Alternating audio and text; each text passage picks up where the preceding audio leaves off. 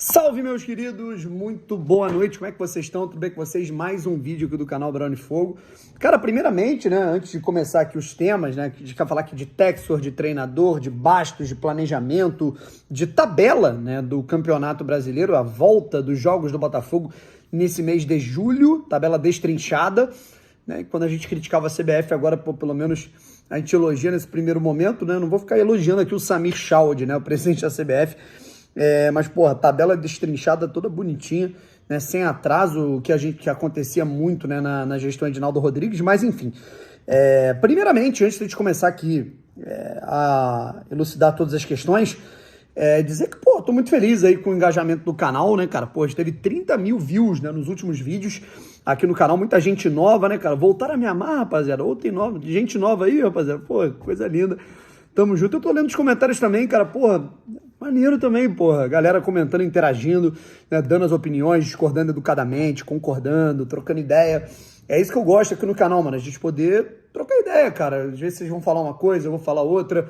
Vocês vão acender aqui um ponto, um tema. Inclusive, um deles é o que eu quero tratar aqui agora, né? Lendo alguns comentários, eu acho que é importante a gente falar sobre isso, até puxando um gancho para uma das notícias aqui, que é a lesão do Bastos, né? A situação que ele teve, né? O Botafogo tentou, ao longo dos últimos meses, né, tratar de maneira paliativa, tratar de maneira conservadora essa lesão no joelho, né, do Bastos e não obteve sucesso.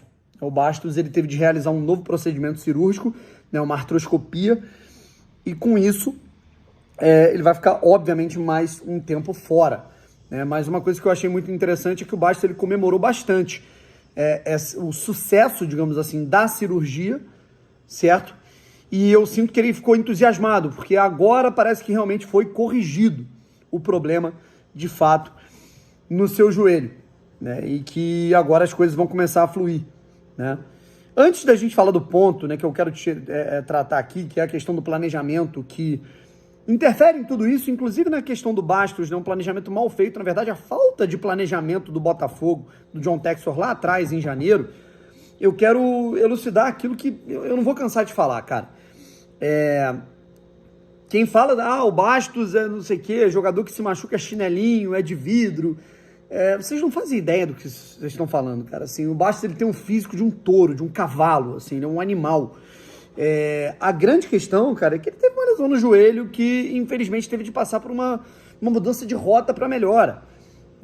Mas o jogador é isso, às vezes eu leio, o jogador é preguiçoso e tal, nem digo no caso do Bastos, mas o jogador que tá machucado, gente, ele trabalha muito mais do que o atleta que não tá.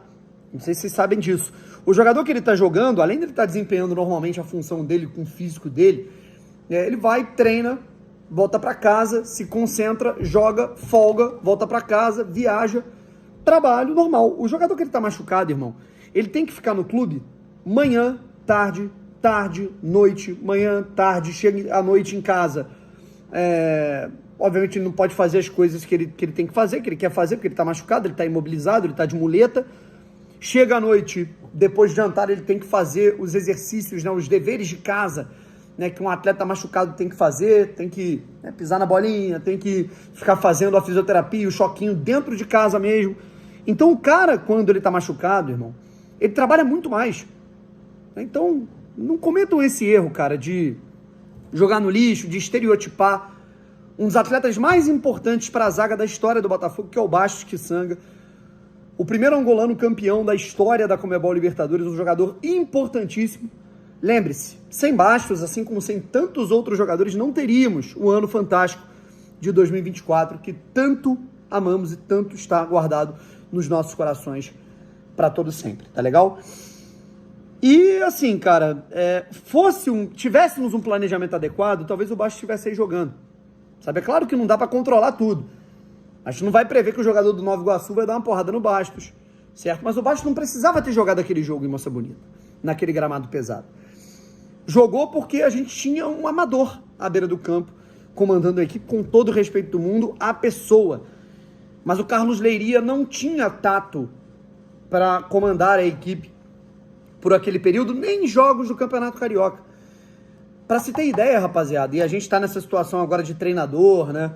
O Botafogo, ele tem uma margem pequena de erro e pressa para contratar um novo técnico, pressa para contratar jogadores, essa situação de trocar o pneu com o carro andando, que acharam que ia dar certo esse ano de novo, porque no ano passado com o Arthur Jorge deu, e nem sempre a exceção faz a regra, essa que é a grande questão, acharam que isso ia dar certo esse ano, e a margem de erro é muito pequena, certo? Não é que o Botafogo não teve durante 2 meses um técnico. O Botafogo não teve durante 2 meses um auxiliar técnico. Vocês têm noção disso? Vocês se lembram? Porque muita coisa vai acontecendo, a gente vai esquecendo das coisas, mas eu não esqueço, certo? O Botafogo demorou 40 dias para contratar o Caçapa, que é o auxiliar técnico. A gente foi para a Supercopa, num clássico contra o Flamengo lá em Belém, no Pará, com Carlos Leiria de treinador. É óbvio que eu tinha tomado uma porrada. É óbvio que vinha vareio, certo? E aí chegou o Caçapa, faltando 2 dias para a final da Recopa Sul-Americana, mais um título perdido, e depois veio o Renato Paiva. Beleza? Então, assim, cara, o Botafogo ele paga de certo modo, em algumas situações.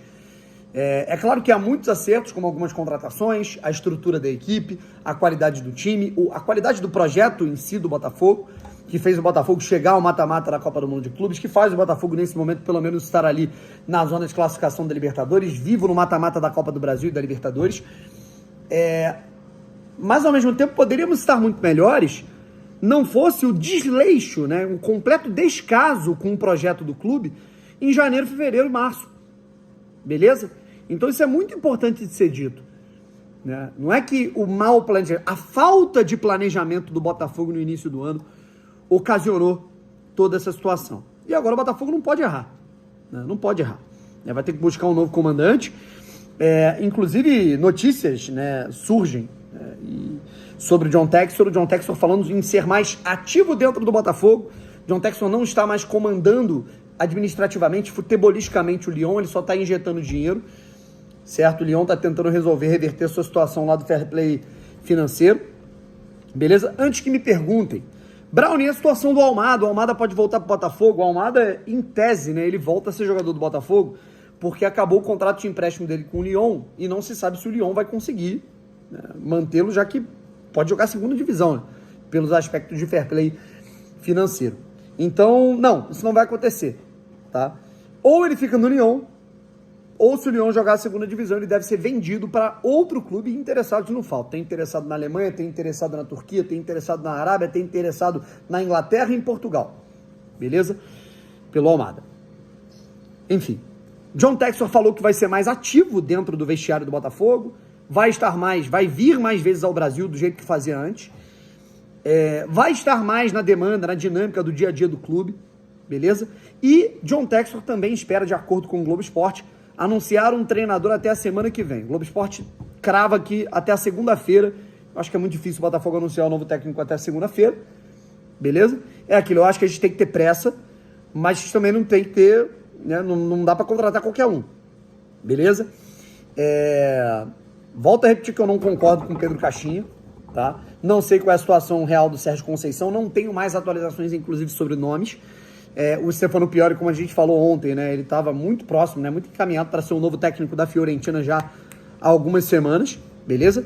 E muita gente me pergunta, Bruno, por que o Botafogo não vai atrás do Jorge Jesus, gente? Jorge Jesus já está muito perto de ser anunciado no Al Nassr, Inclusive ele está já tentando ajudar o Al Nassr a convencer o Gerson de não ir para o Zenit, Gerson, jogador do Flamengo, beleza? Então, já não tem mais como. Aí muita gente fala, Luiz Castro.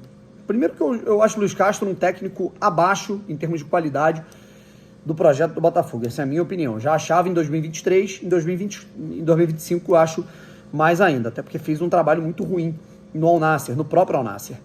Segundo que ele está comandando uma equipe nesse momento, nos Emirados Árabes Unidos, se eu não me engano é o Al Wasl, que é a equipe que jogava o Alan, nosso volante, jogava lá. O Luiz Castro tem mais ou menos 2, 3 semanas que ele assumiu esse clube nos Emirados Árabes Unidos, tá bom? Continuando, beleza? Vamos aguardar a situação do treinador e aquilo, cara. Assim, a gente tem que atrelar a experiência àquilo que pode dar certo em termos de dinâmica de jogo, de trabalho O pessoal pergunta também do Roberto Mancini, né? Que ontem, né? O Mancini, eu acho que é aquele tiozão, assim, nas redes sociais. Ele publicou na rede social dele uma mensagem de apoio ao Botafogo, uma foto de um céu aleatória, escrito: "Vamos, Botafogo, boa sorte no campeonato, você é forte." Não sei se é ele que gere o perfil dele, se é um familiar, se é um assessor. Eu acho que é ele mesmo, ele é meio malucão. Mas, pelo que eu soube, assim, a minha informação, até onde eu sei, eu também não sou o dono da verdade, não tem nada ainda, né, entre Botafogo e Roberto Mancini. Teve lá atrás, o Botafogo quase fechou realmente com ele, acabou que ele não acabou não vindo pro Botafogo. O último trabalho do Mancini foi o trabalho na seleção da Arábia Saudita, que foi ruim, né? Inclusive, a verdade tem que ser dita, o Mancini, ele fez um trabalho ruim na Arábia Saudita e foi demitido no dia 24 de outubro do ano passado. Já está há 7 meses aí, num período sabático.